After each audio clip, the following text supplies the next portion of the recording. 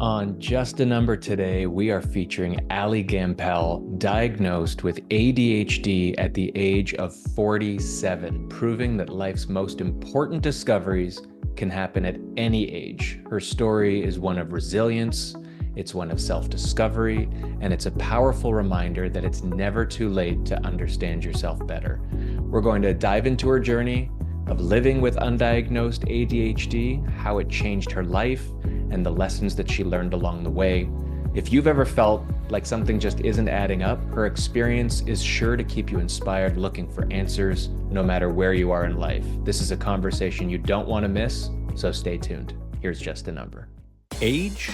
It's just part of the story. Whether you're getting a head start or reaching new heights later on, it's all about what you do with your time. These are the stories of people proving that it's never too early or too late. This is Just a Number.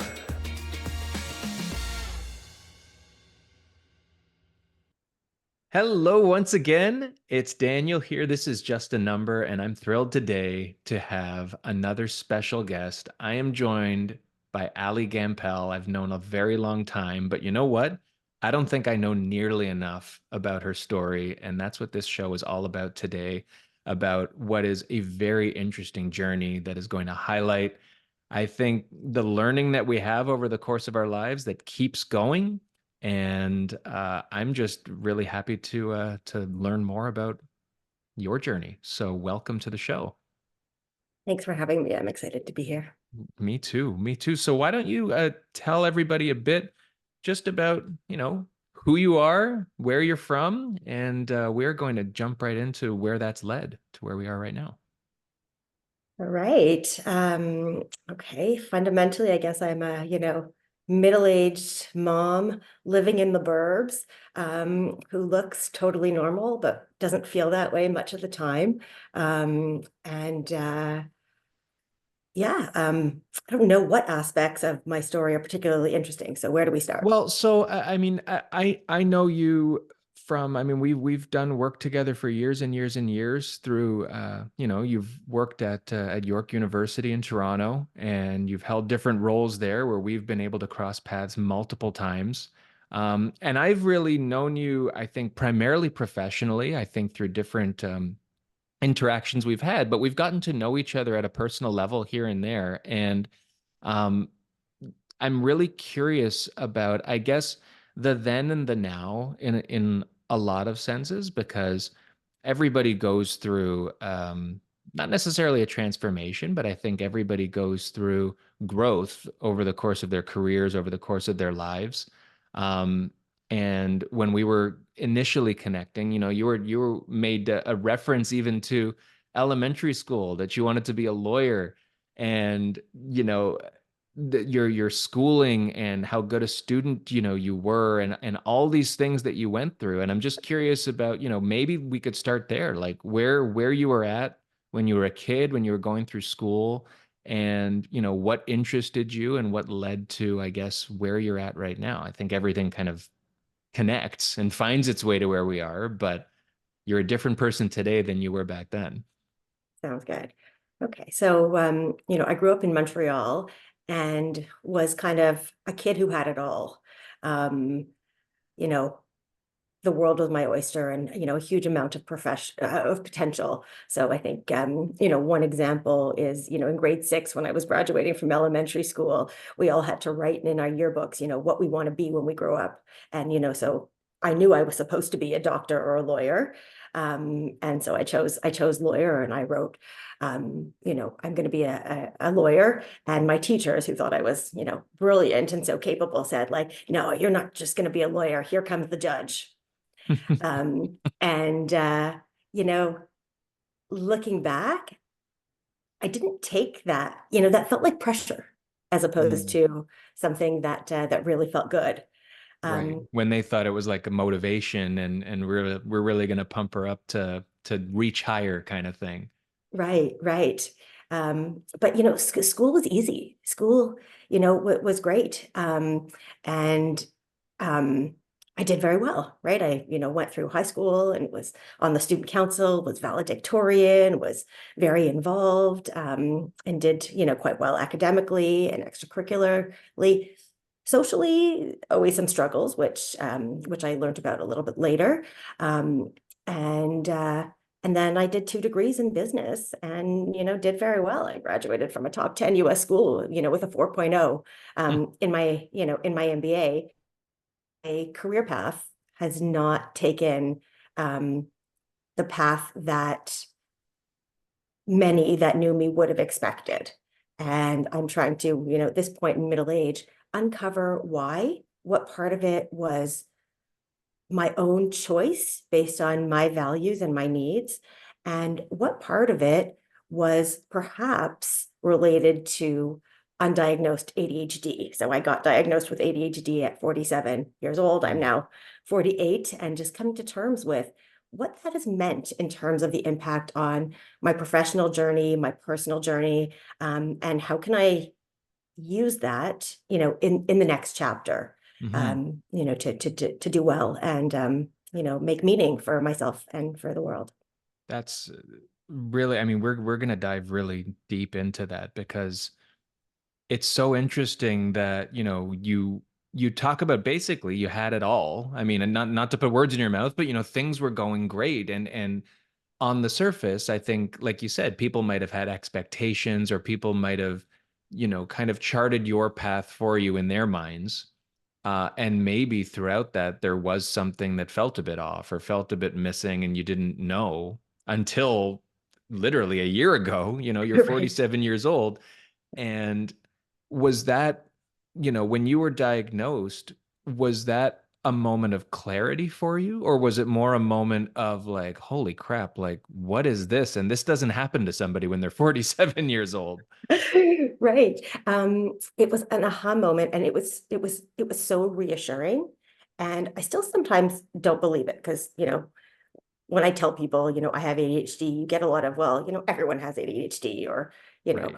this is crazy. But, I had a child who had ADHD. And as I was kind of going about my journey, researching on the internet how to help her, I uncovered a lot that let me know that women and ADHD, girls and ADHD is not something that was studied until the past few years. And so the symptoms present themselves differently for women and girls than they do for men and boys.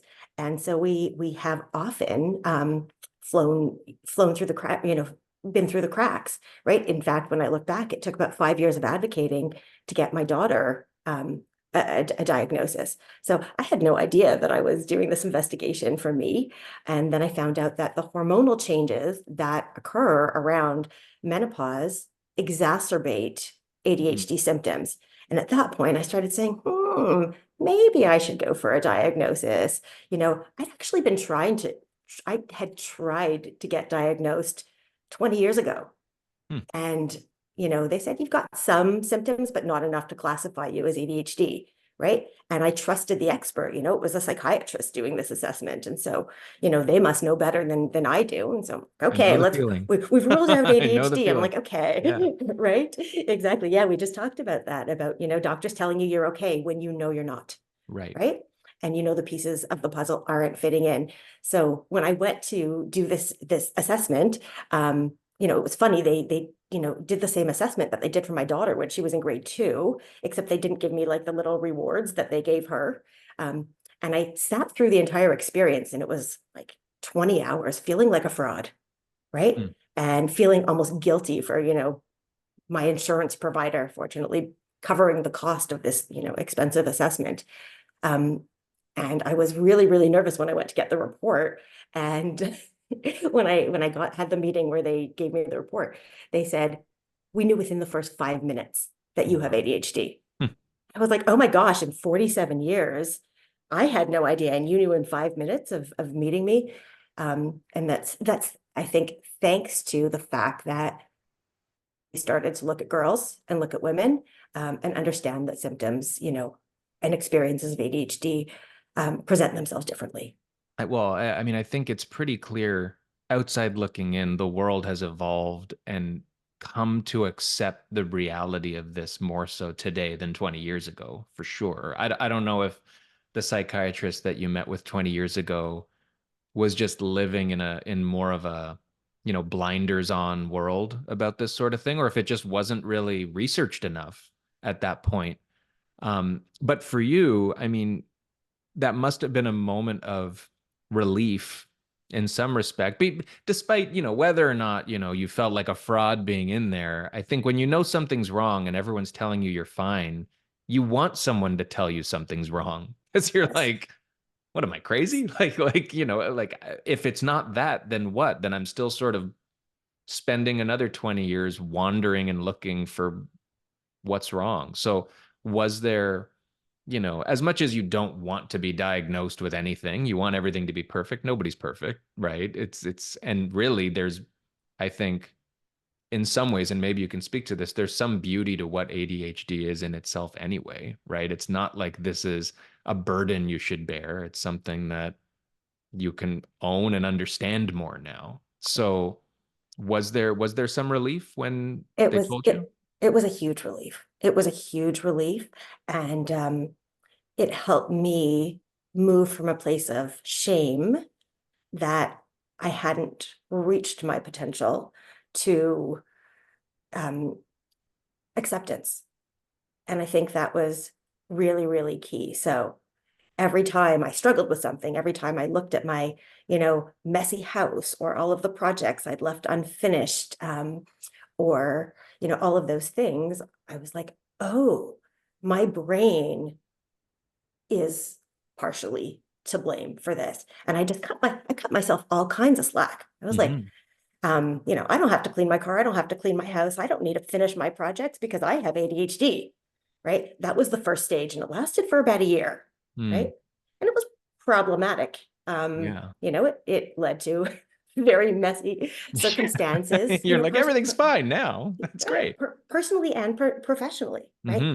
And, in learning some of the other pieces of ADHD, emotional regulation, being hard, understanding social cues, being harder, I just, again, cut myself all kinds of slack. I don't need to be professional because I don't do well with social cues. I don't need to, manage my emotions. I can just emote and explode with everyone I love because I've got this diagnosis. So there was a year of like relief and leaning into it and creating like utter chaos Hmm. in my It's life. almost pushing the needle too far in the other direction now, where Exactly. this is a get out of jail free card for everything. Exactly, Hmm. exactly. And so I did that for a while. Um, and then at one point, I guess I needed to, I realized like, wait a second, this isn't going away. I started on, the stimulants and the, meds and, got myself a coach and, did all the things. And even with those, I realized it's not enough until I realized that I'm going to have to learn how to live with this and how to be the person I want to be with this diagnosis, figure out what are my superpowers that I can embrace, because there are amazing superpowers, right? Hmm. Creativity and innovation and being able to be the one to step in a time of, crisis. Like these are superpowers and they energize me. They don't phase me. Yeah. Um, but some of those regular, ordinary day-to-day life things can be challenging, but they still have to get done. Right. So I've Well, that's it. I mean, every superpower power comes at the to the detriment of something else. You put something great in, and maybe you've got to sacrifice or pay more attention to something that might seem ordinary to other people. So taking a step back, because I don't want to take for granted that maybe people out there have a misconception about what ADHD itself is. Um, if you were to give, the elevator pitch to someone who doesn't understand, and maybe they hear ADHD and they think this is only something that affects kids in school. Like I hear about it, the kid who's not paying attention or whatever. You just talked about how great a student you were. Obviously, that's a bit of a misnomer. What would be the Coles Notes ADHD to somebody who's sitting there saying, this is all really interesting, but I have no idea what she's talking about? Right. Okay, let me see if I can characterize that. It can be longer than an elevator pitch if it Yeah. needs to be. Yeah. Okay. So, ADHD stands for attention deficit and hyperactivity disorder. I don't know. I don't know that I like the final D. I don't think disorder is necessarily the I right word, agree. because in the right swimming in the right ponds, it's actually not a disorder. But with the way our lives have evolved in, today's day and age, it is a disorder because it prevents functioning in, according to the norms that are expected of us in society. So, the first A and D, attention deficit, is, I think, one of the things that really trips people up and gets people um, less likely to be diagnosed correctly, Mm. because we have a deficit of attention in things that are boring to us. But when we're interested, we do this thing called hyperfocus, right? Which means, like, we can be totally into it and we can do so much more than, say, a neurotypical brain can do when we're interested. Hmm. So it is really hard to pay attention in a Zoom meeting, right? Because they're Except for this slow, one, of course. except for Except this this. one. Yeah, this one's, of course, it's really fun. But we like, one of the main symptoms actually for women and girls is talking, right? Talking a lot, talking quickly, talking about inappropriate things. So this is we're totally comfortable here, right? For sure. But with this, there's an inability to pay attention in certain places, and then this sort of hyper focus, going all in with so much energy on things that are interesting to you. So to an outsider, someone with ADHD will just appear really unpredictable and really challenging. Like, you have a meeting with them one day and they're totally on and they're with it and they follow up and they're amazing. And then another day, it's like, who is this person? Is it the same person? So Mm. there's a real sort of up and down, and that will often depend on, whether there's an interest in what's going on, and whether the speed of the interaction is at the pace that the brain, can process at. So the thing that I've learned is that my ADHD brain anyways, because no two ADHD brains are the same, processes things really quickly. So I'm a voracious reader. I read audiobooks and, consumer of um, podcasts and, the occasional YouTube video.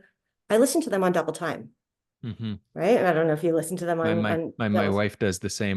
My brain can't work that way, but I get it because I mean, hey, you're consuming double the stuff, Well, or half the exactly. time, or Right. half the And, time. and it's amazing. But the interesting thing is, if I put it at regular speed, I fall asleep. Like, I actually can't process it. Interesting. So, when my partner walks in and he's like, what is that? I'm like, oh, I can explain that to you. Exactly what it is. Yeah. So, right. So that would be sort of one of the things, is our brains are always going and they're going really quickly. And so the ability to sort of be present and be appropriate in a neurotypical world, can seem challenging. So we can maybe look like we're there, but especially for girls, but kind of be off in the clouds mentally. Hmm. Um, some of the other things, I'll just give you some quick sort of things that come together with ADHD. A difficulty with social cues. So, struggling socially, often making like really quick, fast friendships because of this sort of oversharing, communicating, but not having the structures and the executive function in place to maintain those friendships, and maintain sort of social appropriateness. Also can be combined with a lot of self-doubt. Like, we're intensely aware, and there's something called RSD, or rejection sensitivity dysphoria, which is actually when we've perceived rejection, or when we perceive that we've not behaved in a way that we should have, we experience that a feeling of dysphoria, like really, really deep, like discomfort, disdain for ourselves, self-hatred, self-loathing, because we're like, oh my gosh, like, I said something that I shouldn't have said in that meeting, and someone made, a face, and I think that they don't like me, or they don't trust me anymore. I've damaged my credibility. That face might have actually had nothing to do Right. with me, but that can be really, really damaging. Yeah. Um, and Well, really you hard to deal tell with. yourself a story and roll with it. Is a big part of that, do you internalize feelings like that, or is that something that you're more inclined to address head on, maybe with misinformation, or is that just something that you kind of wear quietly and it really tears at you, or is that element of it different? No, it definitely sort of eats you up. And I'll, I'll give an example. With a former manager, um, you know, I kept saying like, I need reassurance that you're not going to fire me, Mm. right? And she's like, you know, if I was going to fire you would know, right? Right. Right? Right. Um, and I'm like, but and you don't say that, but if someone has like a face that conveys, a dislike that might have nothing to do with me. I mean, it might have to do with me. I would kind of focus on that and maybe get a little bit fixated, and then that could kind of stall the ability to move forward with other things that are productive, Well, right? and I mean that as an isolated case, even. I mean, you've been an overachiever. Maybe your expectation of yourself outweighs the expectations that others actually do have of you, where you're doing an amazing job, but you're like, I know that's not my best. And then immediately every face looks like, oh crap, they know it too. Right, Right? When right. in fact they're just like, Allie's amazing.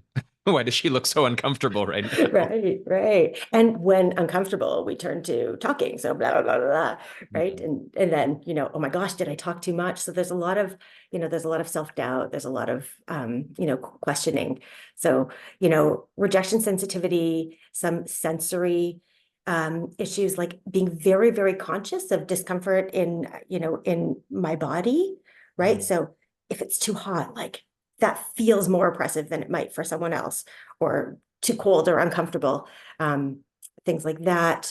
Um, Social cues, intensely focusing on special interests, um, you know, being sort of stimulated by different things as they're happening. And I think one of the other things that's huge is like routines, and adherence to routines is really hard because the ADHD Mhm. brain lives in the moment, right? Right. So I remember, doing something years ago, about 10 years ago, I was in a different job, and I made a judgment call on something. And I remember my manager called me in, and she actually was trained as a coach. So she was about to sort of give me some criticism. And then I saw her take a deep breath, and she was like, what were you thinking? Right? Just what were you thinking? And I still reflect on that moment, and I wasn't thinking, right? Mm. In my brain, it's I do to think as opposed to think to do. So Right. the idea of planning is harder, Right. right? Now, coming out of that year of, self-acceptance and, I don't need a plan because I've got this, disability. Now I'm learning how to figure out how to plan, when to plan, what supports do I need, how can I lean into, colleagues at work, how can I lean into my partner, my children, what are the structure, my coach, medication. So what are all the things that I can do to make Hmm. sure that I can do enough planning to get by? But it definitely takes more energy, to For sure. plan than it does to do. Well, I mean, it seems like this is like it's a condition of extremes, ups and downs. Like there's no kind of straight line approach to really anything. It sounds like, things are either really, really high or really, really low. And the in between, maybe that's part of the challenge now that you've identified it, or it's been identified for you, that, is that part of the quest to get closer to the middle, like to get more to a baseline? Or is that really, do you lean into the I know that the highs are high and the lows are low, and just acknowledging that is kind of success enough to you? I mean, acknowledging is definitely important. And I think that acknowledging where we're at and the way we feel is the key to getting over it, Hmm. right? So if people don't even acknowledge where they're at, what they're feeling, it tends to just build up to the point of, a breakdown. Because it just adds. So, I've had to teach myself, you know, okay, I'm bored now. I acknowledge that I feel bored. boredom is really hard for me Mm. to do. And so what do I want to do? Do I want to sit in the boredom? Is there something productive that I can do, like going for a walk, going for a run, calling a friend? Is there something unproductive that I can do, like eating a tub of ice cream? And those and both choices happen. They definitely do. You're like, I can do But both. I can do both. Yeah. But yeah, definitely, the highs are wonderful, and it's lovely to be there. I think there's often a confusion or a lot of a coincidence, a comorbidity with bipolar disorder, which is sort of highs and lows. These mental health diagnoses are not, they're not unique. They're all sort of part, They're I'm related. learning, Yeah. they're all related. And, Yeah. ADHD and autism can look very similar and can be similar. And some people have both, some people don't. And how we diagnose kind of changes, evolves as the medical profession, learns more. Mhm. Um, yeah. So how would you say that this might be kind of too deep of a question, but I'm going to ask it anyway. How would you say your perception of what success is has changed now that you have a better understanding of yourself? And I'm not even calling it ADHD anymore. It's ADH because I agree that last D Right. is a waste of I time. like that. Um, you know, you went through 46 and a half years or whatever it is with sort of expectations, and maybe you kind of taught yourself to share them, or that was what was right. Have things shifted since the diagnosis to you of what success actually looks like? Yes, it definitely has. And let me go back and sort of walk through my career path. Um, because I think it's sort of like I'll talk about some of the ways that, you know, I got to where I thought I should be. But there were missing pieces to the puzzle that didn't let me get where I should have gotten, Hmm. right? And I'll give you that example. So, I talked about, people told me I should be a lawyer or a doctor. I was going to be a lawyer. So I got it. I graduated from my undergrad, from a BCom. Um, Probably did the most creative BCom ever, right? I did a major in entrepreneurship and I minored in psychology, and I did an exchange in France, and somehow, convinced the dean that, my French art and culture classes that I took overseas should count towards my business course count, because I was living in Quebec and that was going to be Mm. important in Quebec. So, everything that I did was sort of very creatively done, right? It just was never a sort of straight and narrow path. Yeah. And, none of it mattered very much because I was an undergrad and then I was going to apply to law school. So I applied to law school and I got into 9 out of the 10 law schools that I applied to. I always joke, I made my mother cry twice in my life. Once, tears of joy when she saw all of my acceptance letters coming in, those thick envelopes, and, tears of sadness when in about August 20th, before I was supposed to start law school in September, I declined all of them, Mm. including the two that we had paid, the deposit, to have me attend. Ooh. Um, I thought you were going to say that Tears of Sadness was for the 1 out of the 10 that said no. I'm like, oh, that would be a stretch. well, interestingly, we talked about rejection sensitivity dysphoria. That one really got at me, right? For And sure. while someone else might say, I got into 9 schools, that's 90%, I'm really happy. For me, getting rejected from that one school really ate at me. Hmm. I was like, if I wasn't good enough to get into that school, then am I going to be successful as a lawyer? Well, maybe I don't want to be a lawyer. And, I started catastrophizing, right? Did Which is that also, impact saying no to the other nine, you think? The it the one impacted that's 100%, interesting. 100%. And, and then, like we see on social media, what happened, social media didn't exist at the time. This was 1997, right? I sought out confirmation. So I started going and doing, I didn't know they were called informational interviews at the time, but I started going and talking to every lawyer and law student that I could find in my networks and asking what it was like.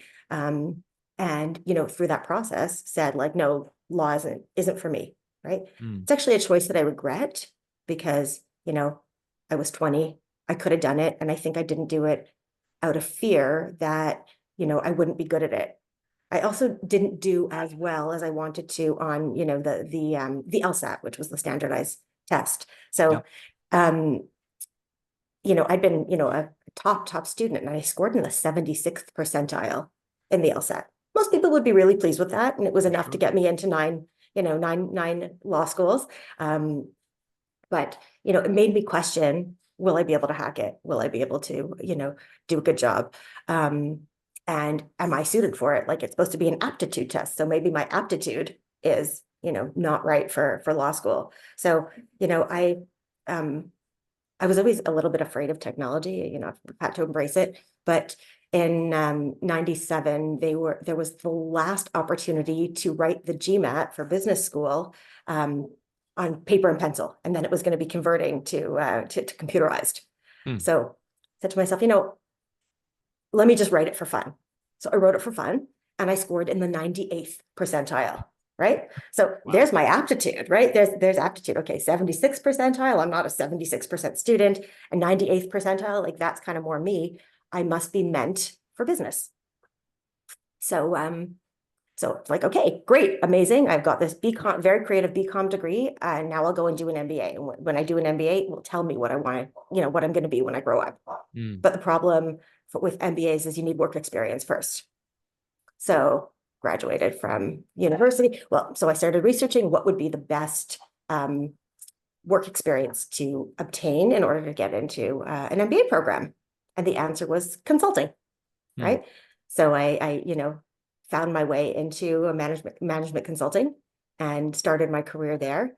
And it was really tough. It looked great on paper, had a good job, got to wear a business suit. Wearing a business suit felt really oppressive. We talk about, now I understand sort of sensory issues, but wearing a business suit was really hard. I would ride my bike to work. Like, sustainable commuting was not a thing in 1998, and try to do the work. And it was really hard for, to do the work, to fit in to the norms. And so I was doing okay. I always kind of got through, but I was 6 months behind in getting the promotion that most people got. I found my way to alternate career paths, even within consulting, like spending a 6 month secondment working at, our corporate training center, which was in the US, and delivering training and learning. That's always been something I've really enjoyed. Mhm. So, consulting, I was definitely not, we talk about aptitude for law. I didn't go into law because I thought I didn't have the aptitude for it. But, consulting, I was definitely not good at it. Hmm. But it got me exactly where I wanted to go. I survived it, and got into, MBA school. Um, and it was interesting because, I thought, I should go to Harvard, of course. Harvard rejected me. Very Um, nice. right? Not very nice. I mean, it was a blessing that Harvard rejected me, because I don't think Mhm. that's an environment I would have been happy in. But a lot was informed at that point in my life. I lost my father. So I lost Mhm. my father to pancreatic cancer, and it was and he'd been like my best friend and very similar to me. And so it started to make me question everything that I thought about life, and it made me question kind of the shoulds. So now there's this real dichotomy between what matters, what's important, what are my values. So I, went to go visit potential MBA schools, and asked people, at the time my father was not dead, but he was, in the process of dying.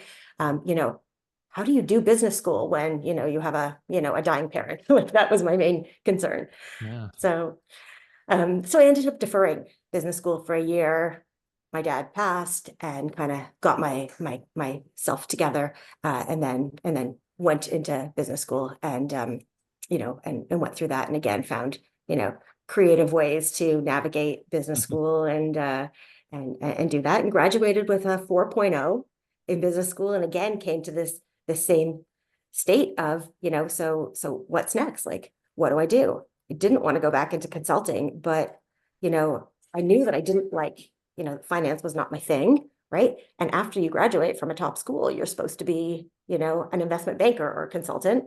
So Right. so we crossed out the investment banker side. And I tried to get into an even, a more prestigious consulting firm. It didn't happen, thankfully. And during my MBA, that was 9/11. So, yesterday was September 11th. And, for those of us who are old enough to remember, that was a really pivotal moment Yeah. of, of what are we going to do? Um, so my dad's death, September 11th, reframed my ideas of life and work. However, I still had all of this potential that I was supposed to live up to. And, my grade 6 teacher that thought I was, too good to be a lawyer, I had to be a judge. Yeah. And so I remember sitting in in the career services office during my MBA, and, them asking me, what do I want to do? And I said, I want to go into strategy consulting. I want to get hired by McKinsey. That's what came out of my mouth. But my heart said, I want your job, right? Mm. Like, I want to be a career counselor. Like, that's so much fun, like helping students figure out their path and then get there. Like, that's totally what I want to be. So fast forward, I didn't, I got a job offer, and then I did a bunch of really weird things and didn't end up accepting it. It was in New York. I didn't want to be in New York after 9/11, blah, blah, blah. And so I went back to my old firm. They took me back. I suffered through it for another year until I eventually found my way into the university sector. Um, and that's where, Daniel, you're in my paths probably first crossed, Right. when I actually leaned into what I really want to do and got a job in, career counseling, career education for business students at the Career Development Center of Mhm. the business school that you attended. That's right. I was in that business school on 9/11 also. I remember like it was, like it was yesterday. I was telling my kids yesterday. I remember just yeah, but that is where we crossed paths. I don't know if it was at the career center necessarily, but it was definitely I mean, Yeah. I think we might have met after I think your it was student days, probably, because you were going kind of the sports marketing route, and I was yeah. helping students who wanted to get into strategy or consulting. So I don't know if we crossed paths then. We crossed paths a little Well, bit hey. later. But it's interesting because I was very embarrassed about my choices.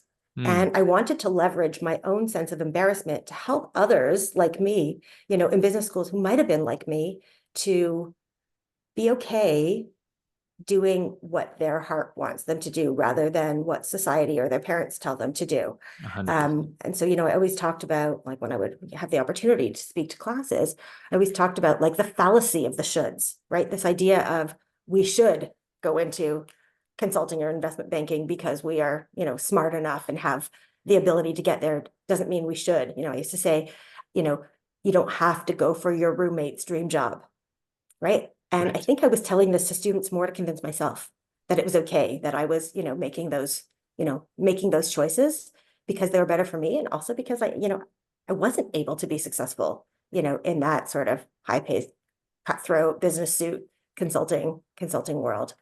So Well, you had lived experience of what felt good, what didn't, and the impact on both sides of that, right? Like, and I think, looking, I mean, hindsight's always 2020, but you know, maybe you weren't getting the promotion ahead of other people and all that, but obviously every experience along the way, I think, has been useful in shaping where you're at. Like none of it was a waste of time. I don't know if you look at it that way and say, I wish I had just started, in career yeah, counseling or something like that. I think sometimes you've got to go through the crap to realize it's the crap, right? Because otherwise you never absolutely. know.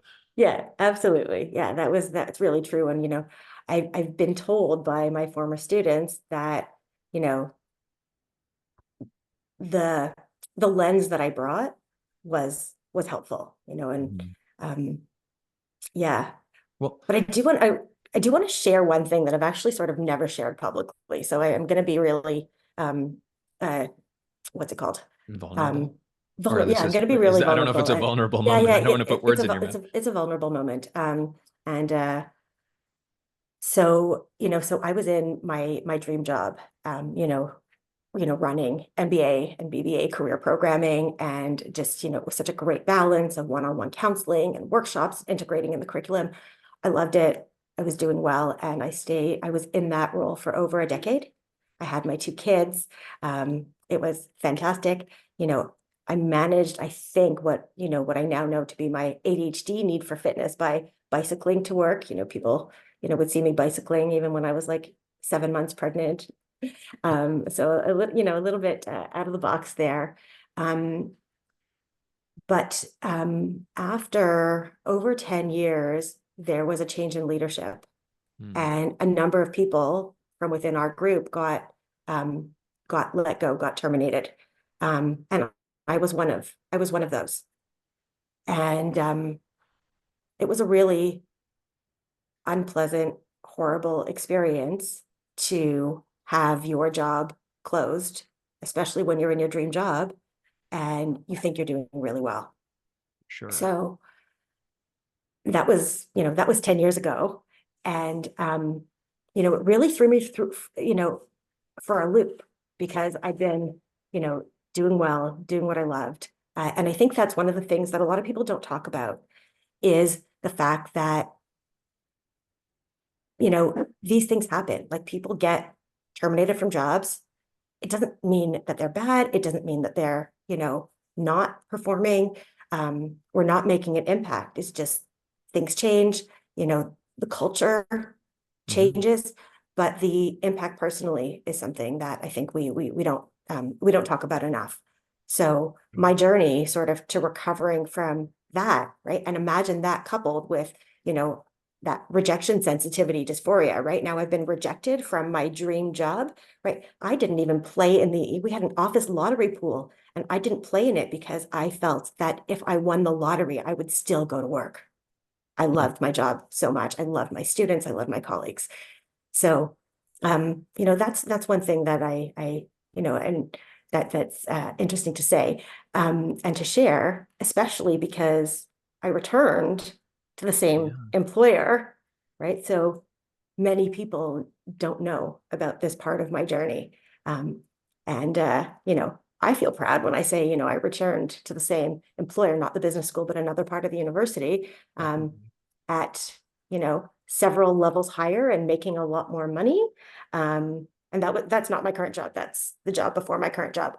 Um, and so, but the lesson here is around like rejection and interpretation of rejection, and finding the right ponds to swim in, right? And realizing sometimes the pond changes, right? So maybe you're using this fish analogy, right? Maybe you're a saltwater fish and all the salt goes away, and now you're in a freshwater, just because the culture of the organization might have changed.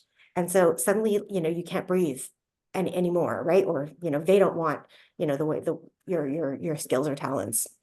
Yeah. Um, and that's just part of the journey. And I think it's one we don't talk about enough. 100%. I think that's a super important message people need to hear, because you can't go through the journey without, not forget bumps in the road, like flat out rejection, flat out the opposite of what you're looking for.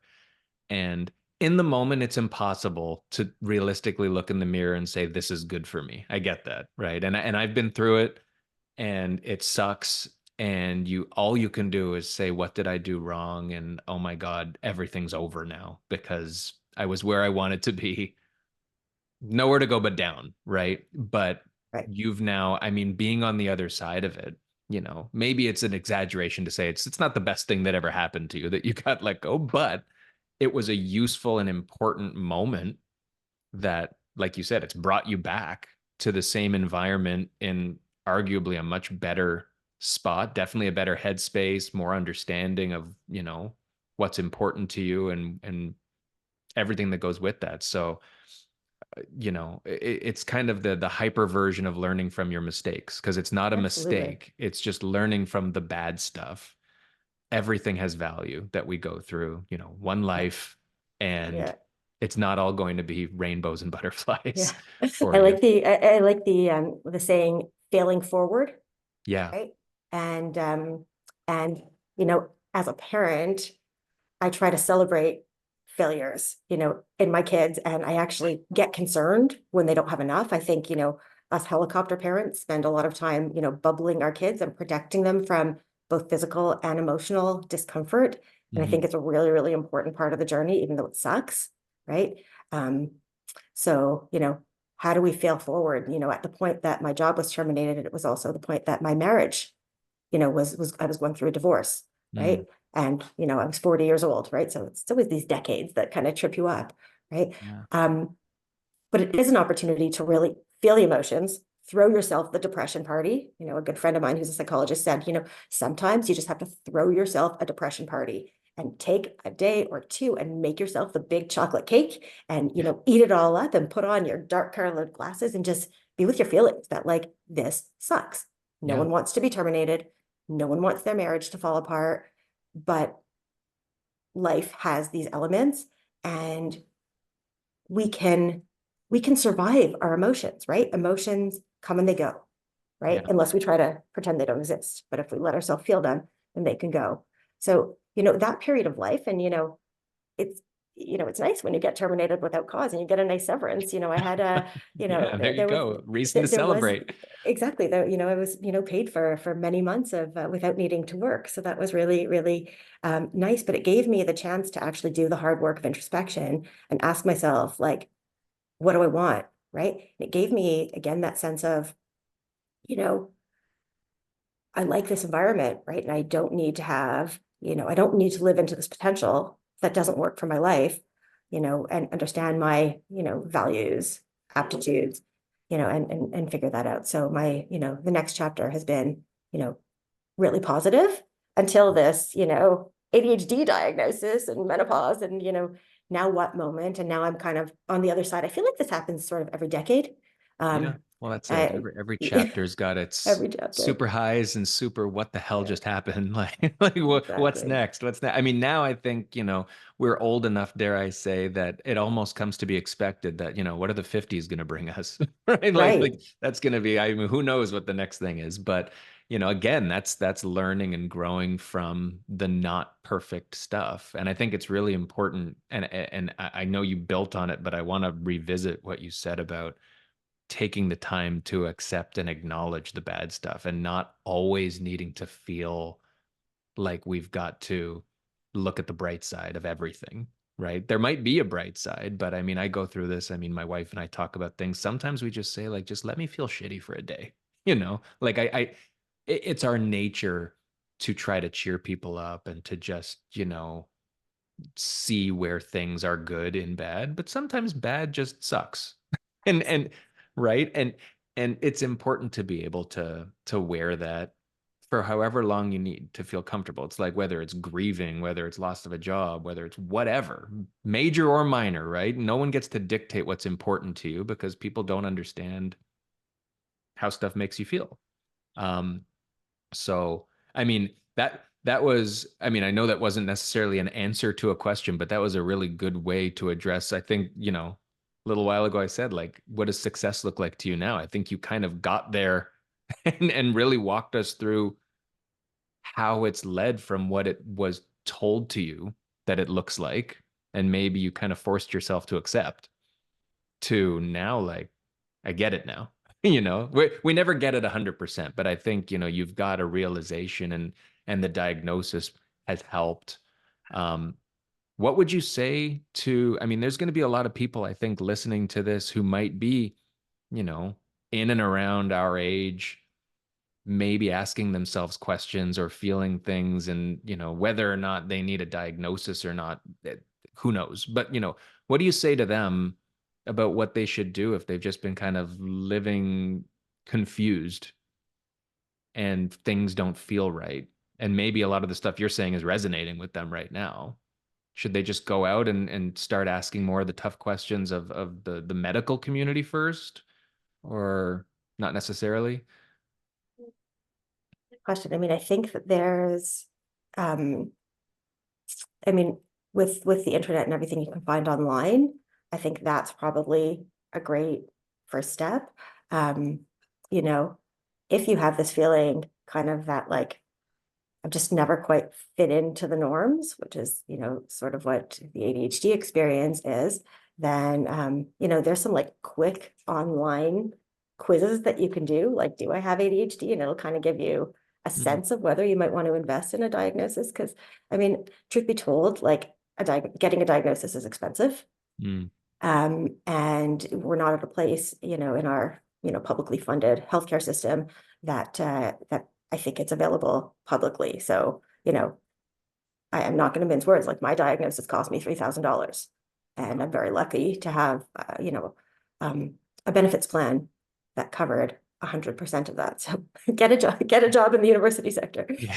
If you think you have That's the first step. ADHD, Yeah, exactly. that's the first step. Don't underestimate your benefits. So, is it, is it worth the investment? I did some of the internet things before I did the actual diagnosis, and I asked my GP, I said, like, I think I have ADHD. Can I just try a stimulant? Can you just put me on something? And then if it works, then we know I have ADHD, right? Because, a stimulant for a non-ADHD brain would kind of make you go, blah, blah, blah, right? It would stimulate you a Right. lot, but for someone with ADHD, it grounds you and helps you focus. Okay, so a doctor can't prescribe a stimulant unless you actually have a diagnosis that's usually performed by a psychologist. But that can be expensive and it's time consuming to get it, so it might not be possible. Uh, what I feel is that the medication alone is not the cure-all. I thought that, if I just took a medication, like, boom, I would be better. There are a lot of sort of daily, like, life hacks that are really helpful. So, like, YouTube is a wealth of resources. I get the Attitude magazine, ADD, Etude, and they have a bunch of amazing things.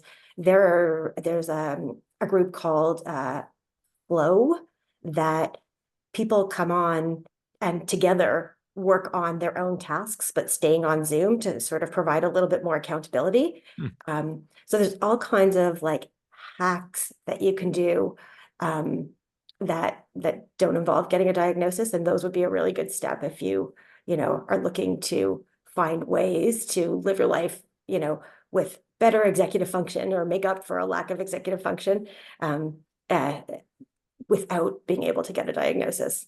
Yeah. And you know what? I'm gonna find, and I'll vet them with you. I'm gonna find maybe one or two of those quizzes and share them here, because I always still have a worry about Dr. Google and people going down the wrong rabbit hole, but definitely taking the resources that are out there that give the right message is huge. And as you pointed out, probably more cost effective than running right to Right. diagnosis. Right. But, the problem is, you're absolutely right. There are so many tools. And once you start Googling, you get ads up the wazoo, right? Right. And if you're interested in exploring your own mental health, you're gonna, you can get really hyper focused on that. And Yeah. there's no end. So, I get, I don't know, like, probably 10 ads a day for, like, ADHD resources, that hacks and tools and programs that all cost money that can change my life. And they're all really interesting, and I don't know how to choose. So, so there is sort of a caution with, yeah, consulting Dr. Google and the impacts that it has Yeah. after you do that. But I can definitely give you some of the things that I've found helpful. Great. Yeah. And they're good. They're even now meetups for people to, they call it the word they use is body doubling. And for many of us, just doing something while we have another body, like, in the room, helps us actually get it done.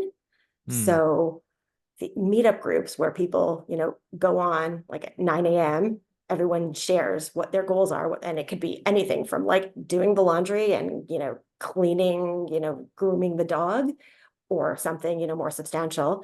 And then, at the end, everyone's just on at the same time, trying to do their tasks, and then come back and say, how did we do on those tasks? There are Hmm. ones that exist where people talk. There are ones where you just type into the chat, ones where, a moderator will play different kinds of music. But there's no pressure, and you ask yourself, like, how's it possible that it works?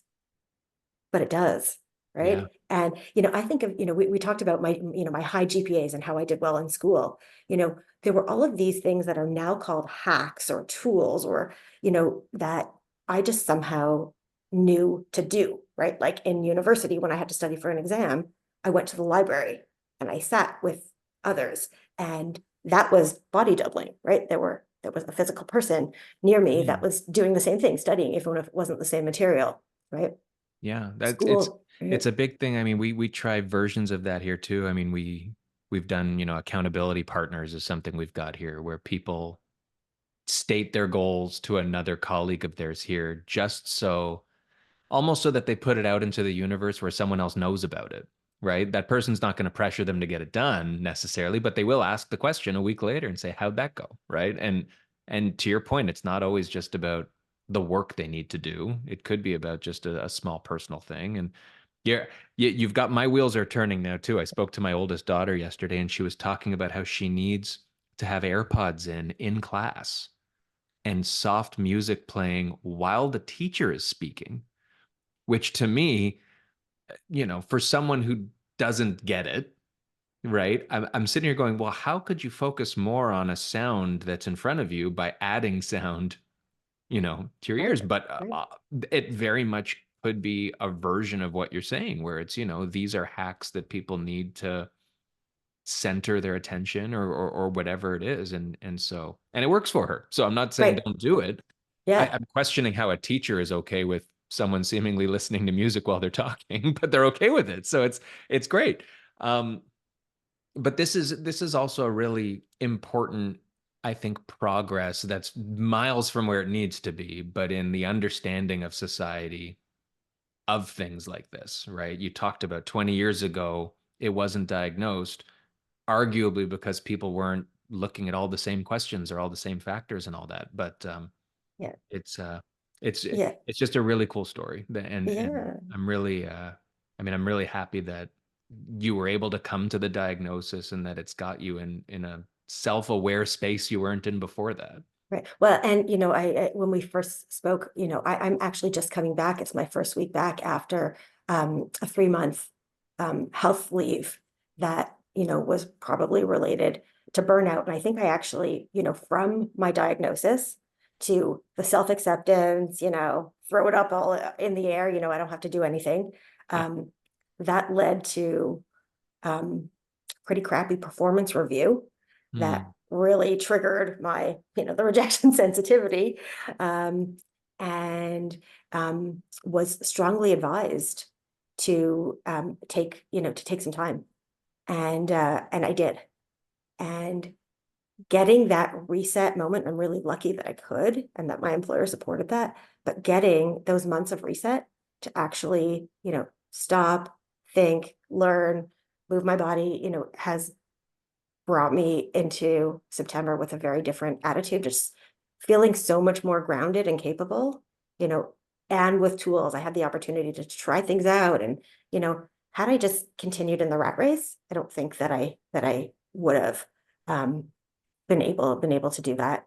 And one of the things that I'm doing, this is just my first week back, but I am staying focused on one thing at a time, mm, right?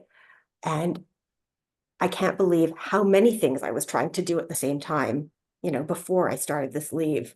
Um, I can't be in a meeting and also be responding to texts and chats and, emails and be engaged in the meeting. And so I'm developing the discipline to just be in the meeting. If it's worth my time to be in the meeting, then I'm going to be there and I'm going to give it my all. Right. yeah, And I'm going to chunk out other time to just do, just emails or respond to other things. And, this is challenging because the norm is that when you get, a chat, a text over certain mediums, it's expected, or I don't know if it's expected, but it's the norm that one replies immediately. But you right, can't reply immediately and still stay where you are. So right. Well, that's those it. those are As going to much as be big people think lessons. multitasking is the norm, and credit to those. I mean, I try to do multiple things at one time, but the reality is you're still doing one thing at a time. You're just dissecting and breaking up each thing into harder to manage, Right, pieces instead of focusing.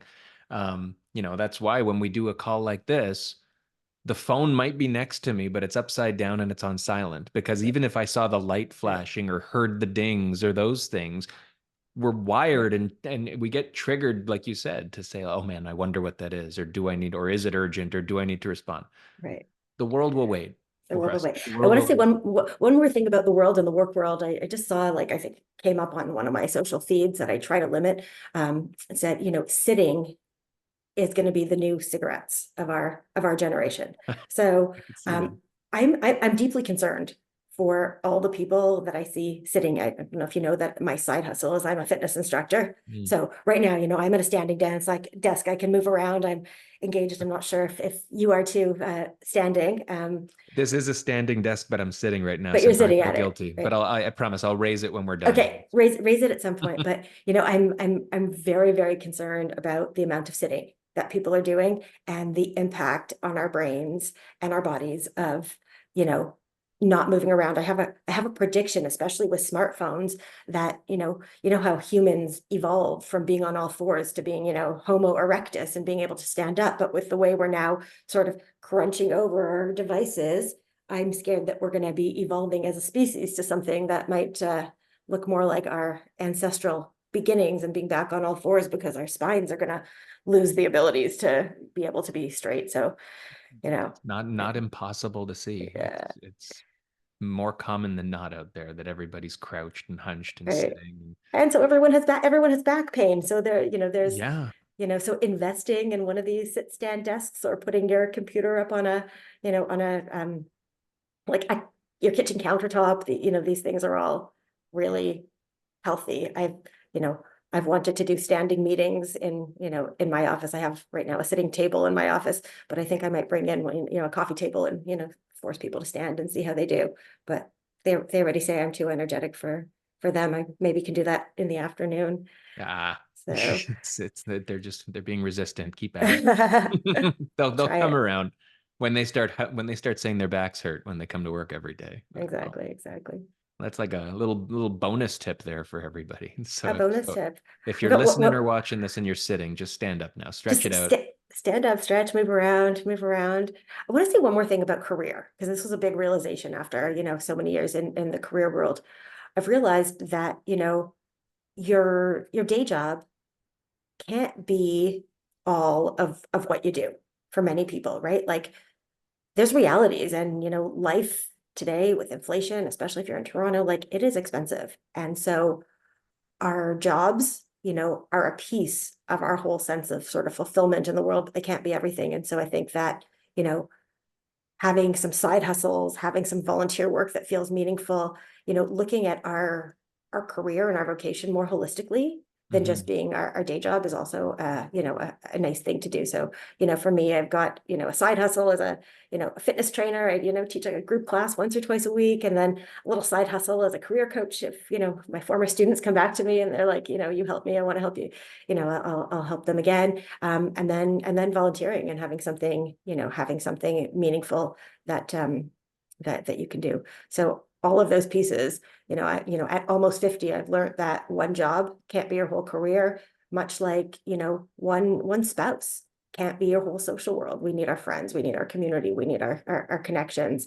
And so looking at our lives in a more holistic way is definitely helping me, feel better and be better. Absolutely. And you're a model of an individual approach to living your life too. I think, you touched on it sort of. People live, whether it's through social media or the internet or whatever, imposter syndrome is a real thing. People, more than not, people live with. And it's hard to acknowledge that you're your own person and you don't need to be what society's telling you to be or what your parents told you or whatever.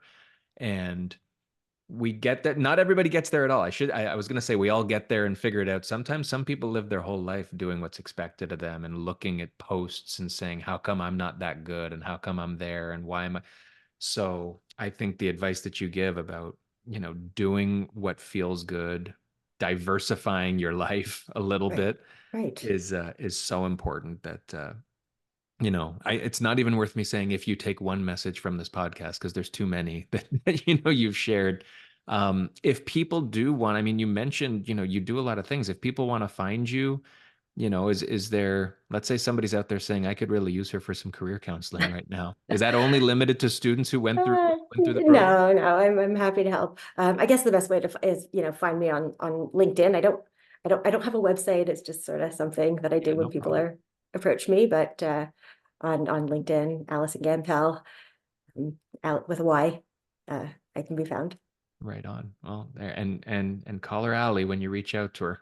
Oh yeah, we didn't We talk didn't about even that. talk We didn't about we that, didn't which was talk about that. that was a big kind of, I mean, I don't know what the right word is. I don't know if growth is the right word, but I think just, the part of your journey just really Yeah, self, I don't know, right. self-awareness, self-identification. Like Yeah. what's happened? Like I've known you up until today as Alyson. Right, right.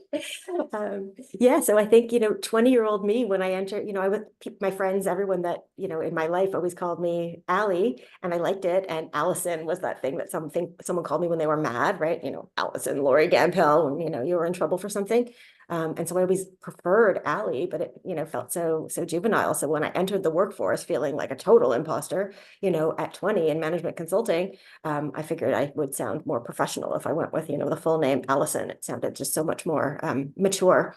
And it just sort of stuck with me in my professional world. And it was only in the past couple of years that I realized, I don't like it. I don't like the sound of it. And so I'm trying to, ask to be called Allie, just because I like it. It's, that's what my friends call me. And, I love people and, just want to be able to be authentic kind of who I am. So I don't take offense if people call me Alyson. If you've known me as Alyson, you're my whole life. But I do like Allie. It's a little bit more fun and friendly. Yeah, no, I'm good. You're Allie for the long haul with me now. You're never going to hear Allison from me ever again. But But have they at work? Are you Allie now as well, or is that sort of something people are kind of gradually trying to get into? it's hit and miss. We had for a while another Allison joined the team. And so I said, like, let her be Allison and I'll take Allie. And that was how I started making the Perfect. switch. It's been a little bit of hit and miss. I haven't, I think there's a technology part I have to do. I have to change my screen name on my Zoom so that I haven't done that yet. So I think people see us more in, workstate um, on Zoom. So I'll Mm. have to take that on. It's wild the things we have to think about now. Like it's not just like, hey, one day I'll change my driver's license or whatever. It's like the Zoom, the social, all the things. People come to know us with what we put Yeah. out there. Do, But do you have go anything ahead. similar? But Daniel, Dan, Danny, do you have anything that you prefer? I was never Danny, and I'm still not Danny. I think that was brought on by the New Kids on the Block. I really didn't like Danny from the New Kids, and I didn't want to be associated with him. But Daniel, Dan, I mean, I'm pretty easy going with that. And if I look up when you say it, then it was okay. But if somebody says Danny, I kind of just keep walking. Excellent. but but yeah, people again, like I know what makes you comfortable, know what makes you happy, and roll with it, right? It's the just do it mentality. And it was Yeah, actually an interview I did with another person on this podcast. It was all about just do it, really. It was, just you do it. know, this But I is think that, this. but I think Sorry. there's also a balance between, do what makes you happy now and do what makes you happy in the future. And so I don't Hmm. want, this conversation to just stick to, don't do hard things or we can't do hard things. We should Right. do hard things and we can do hard things. And we just have to decide why we're doing them. Are we Yep. doing them, for our own goals? Are we not doing them because we're afraid, right? Is that fear for good reason, or is that fear something that we should, take a deep breath and work through?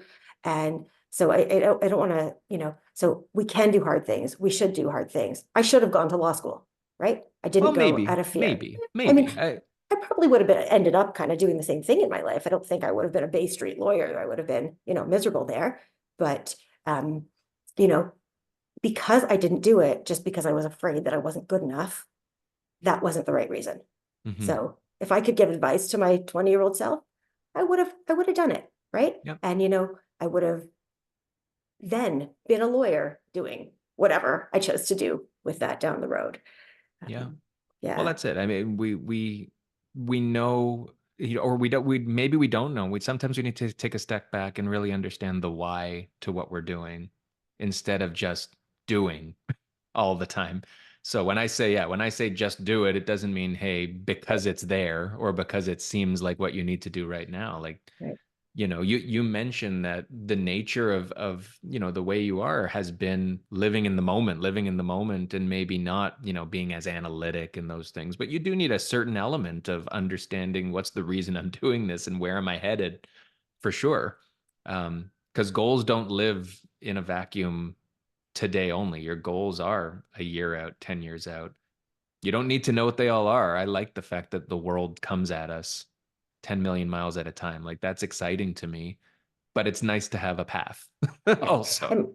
And I think the word that I've used in my career coaching practice is a vision, right? A Yep. vision, not a plan. So sort of what is that guiding thing that aligns your values and your interests and your passions, right? So, you know, I know my career vision is about, people in business, creating how people can be effective for their businesses and how businesses can be effective through their people, right? Hmm. And then there's kind of sub goals under that inform what I do, or I shouldn't say sub goals, sub visions, right? And coaching fitness is a part of that vision because it helps people be healthier, which helps them be happier and more productive and balanced and whatnot. So I think the idea of vision, career vision, life vision, just helps us make informed choices because especially now there's so many choices that always come at us. It's hard That's to right. know which And to so which to many of take them are on. telling you they're the right answer, right? And only you know what is, it's hard to sift through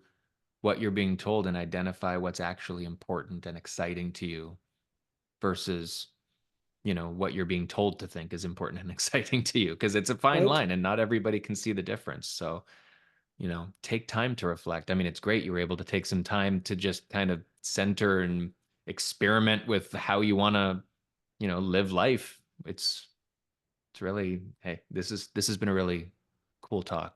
And I mean, I could go on for another 2 hours, but neither of us, I guess, has 2 more hours to talk today, unfortunately. Maybe there'll be a part But two to this sounds down the good. I'd road. love this has been really, really fun. Thank you for the Yeah. opportunity. As I said, this is the first time I've ever been on a podcast. So you've definitely broken the Was ice really nicely for me. Thank you was it so everything much. you hoped it would be and more? And more, so much more, so much more. Amazing. Amazing. Well, thanks again. And no doubt we will be chatting again soon. And I think there's a lot of people out there who are going to be really inspired and motivated by this, which is all we can ask is people to just take one little thing from all the little things you put out there in your story. Awesome. Thank you All so right. much. Thanks again. Take care.